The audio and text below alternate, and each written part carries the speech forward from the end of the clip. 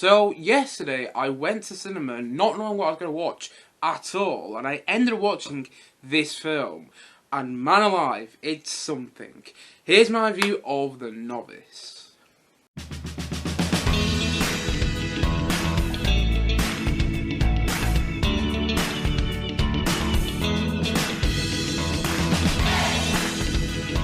The Novice. So basically yesterday I went to the Screen Unseen at my local Odeon. And basically, if you don't know what Screen Unseen is, it's kind of in the title. You're going to watch a movie and you don't know what it is, but it hasn't actually come out yet in this country, in the UK. So basically, I was going to cinema yesterday thinking it could be one of three films. I thought it could be Morbius. I didn't want it to be. I'm not looking forward to Morbius at all, but I thought it could be. And also, I thought it could have been the new Mark Rylance film, The Outfit, which I will probably go and check out. I'm looking forward to that movie. And also, I thought it could be the new Viking film, which is coming out soon, by Roger Eggers, which is, of course, The Northman. I'm looking forward to The Northman quite a lot, and that's coming out in a couple of weeks, and I also thought it could be that. But I never thought it could be The Novice. I'm going to be honest, I'd never heard of this movie before, so it never crossed my mind that I could go to cinema and watch The Novice tomorrow. I'd never heard of it.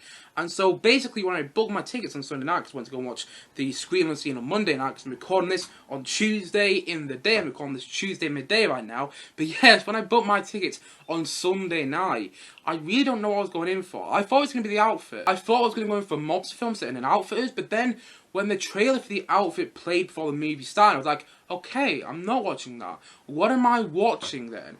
And then finally, before the film started, it comes up and you get the certificate rate and things like that. It came up, The Novice, rated 15. And I was like, oh, I don't know what this movie is, and I don't have a clue what I'm in for.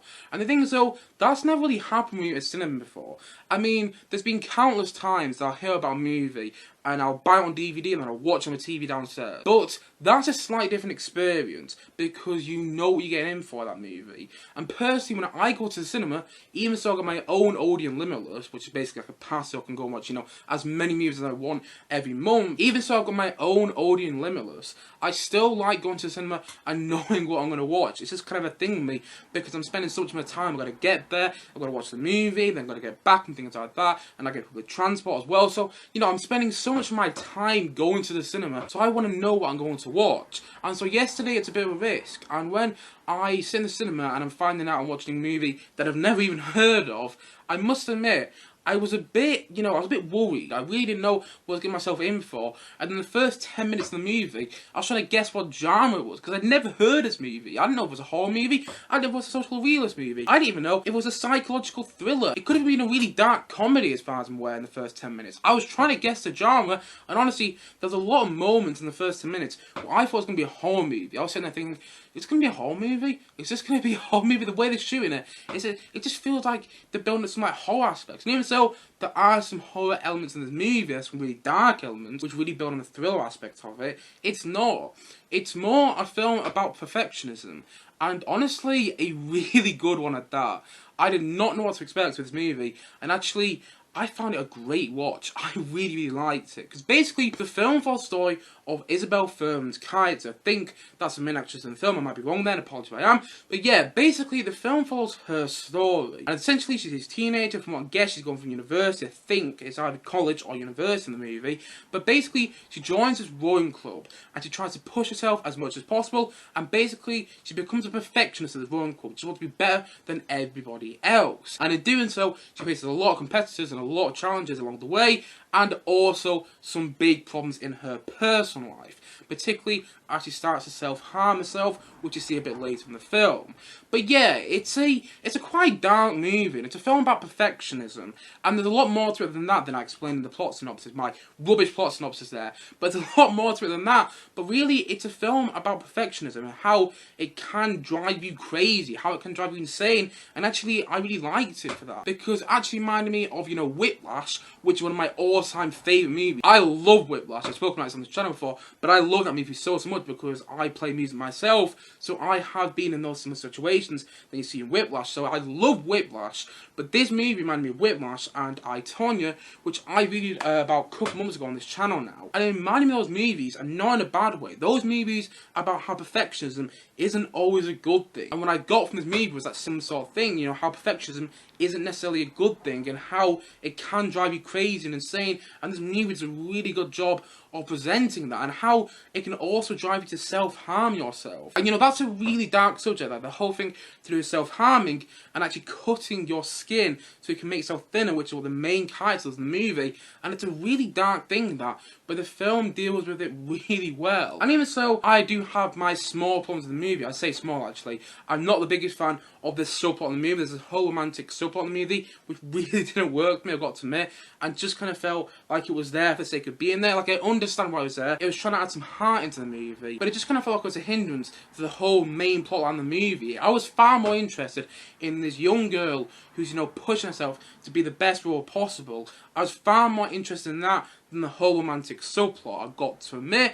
And also, because it's a movie about someone who's trying to be a perfectionist, actually trying to join this rowing club and things like that, because this is a movie primarily about rowing, it did confuse me in some parts, because it uses a lot of words related to rowing. And the thing is, though, I've never done rowing in my life. I've watched it a couple of times on TV in the past, but I've never done it in my life. So I don't know a thing about rowing. So I was watching this movie, and there's a couple of times when they use words specifically related to rowing, and I was like, I don't understand what that word is, and they didn't fully explain it.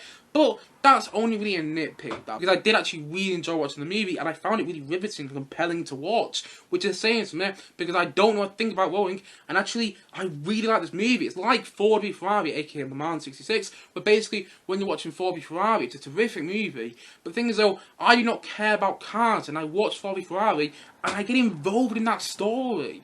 And I love films like that, where you don't really care about the subject matter, but then you care about the story. And that's what happens in this movie. And also, the performances are absolutely fantastic. Honestly, Isabelle Fuhrman is just, she's incredible in this movie. You never feel like you're watching an actress's performance, you just feel like you're watching that character. Honestly, this kind of feel in this movie that you just feel like you're watching a real-life person, and a camera's just following them around for however long the film is. I don't even know how long the film was, I've got to be honest. I mean, it just flew by when I was watching it. But yeah, it does kind of feel in this movie that someone just put a camera on these girls that you follow in the movie, and basically it just feels so realistic. Like the verisimilitude in this movie. By the way, if you don't know what the word verisimilitude is, look it up. But yeah, basically the verisimilitude in the movie is just incredible. You never feel like you're watching actors or actresses do a performance, and that's what makes the film work so well. You believe in all the characters, and also you feel all the pain that they go through during their exercise, when they're doing their rowing. You feel the pain and you feel the sweat on their faces, and it's a movie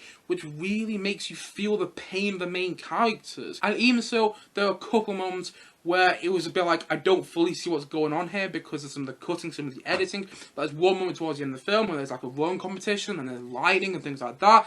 And it's a brilliantly done moment, but I just couldn't fully tell what was going on because of the way I was sat in the cinema, which is kind of my own fault there, so it's not really a big criticism. It's just kind of the way I was sat in the cinema, because basically the cinema was there and I was sat here, so I was like looking up like that. So I was looking up at an angle, so that's kind of my own problem with the movie. It's not a problem with the movie itself, it's my own problem. But yeah, even so, there were a couple of moments I couldn't fully tell what was going on because of the way I was sat in the cinema, but actually some genuinely scary moments when you're watching the movie, because you feel like the characters might be in peril, and you feel like they might be in pain, and actually you feel empathy for the characters as well. You feel emotion for the characters, and I just think the film succeeds because of that, because it's so realistic, and you feel like you're watching real life people, and you never feel like you're watching this film in the end. Because so many films in the past that I'll watch, I'll love. There's some films which I absolutely adore, which I watched over the past couple of months, or the past couple of years, should I say. But at the same time, though, they do feel unrealistic, and they feel like they're a film in the end. Which is one of the reasons I love them so much, because films are escapist entertainment, so when a film is different than reality, that's one of the reasons I love it so much. But in the end, there's been so many films I've watched when it feels like you're watching a movie, or it feels like you're watching something which is quite unrealistic, but that's kind of why I like it. But here, it's really realistic. That's not good English. It's very realistic. Also, the verisimilitude of the film is really fantastic, and you just feel like you're watching all this take place in real time. You feel like you're watching all this and it's real. That's what makes it work so well, and you feel the pain, and you feel like you're watching real life characters and their real stories, and it is emotional, it is moving, but at the same time though, it's really powerful. And I left the cinema with a huge grin on my face because I didn't have a clue what movie I was about to sit down and watch. I didn't have a clue what movie I was about to sit down and watch last night. And you know what? I ended up really enjoying it. Even so, I was really tired when I watched this movie. Even so, I was really tired when I sat down to watch it. I still really liked it. And I didn't expect to whatsoever. And for a film I hadn't even heard of, I was surprised by how much it worked to me and how compelling I found it to watch and how much of a great watch it was as well. And yeah, I really liked it. And so, all in all, I'm going to say that The Novice, I'm going to say that it's a 7.8 out of 10. I haven't give this an 8 out of 10, or like an 8.5 out of 10 or something like that, because I didn't love this movie. Movies I love, I give an 8 out of 10 or higher, like The Phantom the Open, or like The Batman. But the thing is though, this movie was a huge pleasant surprise. And I'm not dissing it in any way, because it really caught me off guard. It really did. And I've said that in films before, but I'll say it a lot with this movie, because I didn't have a clue what I was going in for. Honestly, it was a screen unseen, and if you go to Odeon, you'll know what they are. And basically, yeah, I really didn't know what I was going in for, and I thought I was going to go in to watch a Mark Rylance movie, which I'm looking forward to. I'm looking forward to the outfit quite a lot, but I ended up watching this movie, a movie about perfectionism. And one thing I forgot to mention is it reminded me of films like Whiplash and I, Tonya in a really good way. And I'm not saying that, you know, this movie is better than Whiplash and I, Tonya. I actually think that Whiplash and I, Tonya are much better movies. Well, not much better, but I do think they are better movies. But nevertheless, so this movie reminded me of films and in a really good way.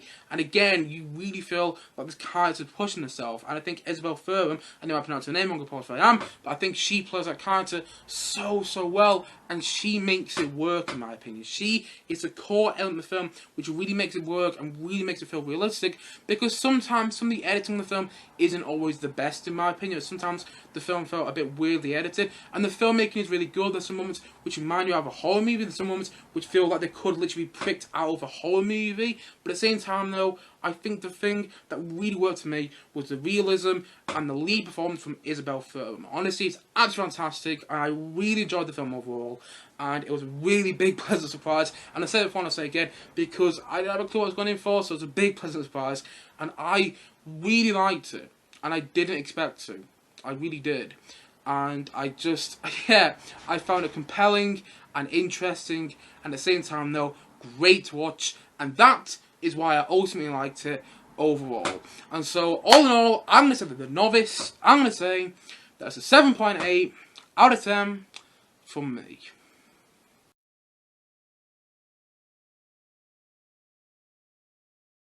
Anyway guys, what do you think of The Novice? Please do comment down below, let me know your thoughts in the comment section below. Anyway guys, thank you as always for watching, and if you haven't yet, please do click down below and like subscribe on this video. I look forward to many more, both film and TVs, coming very soon on this channel. See you guys again soon, but bye for now, bye!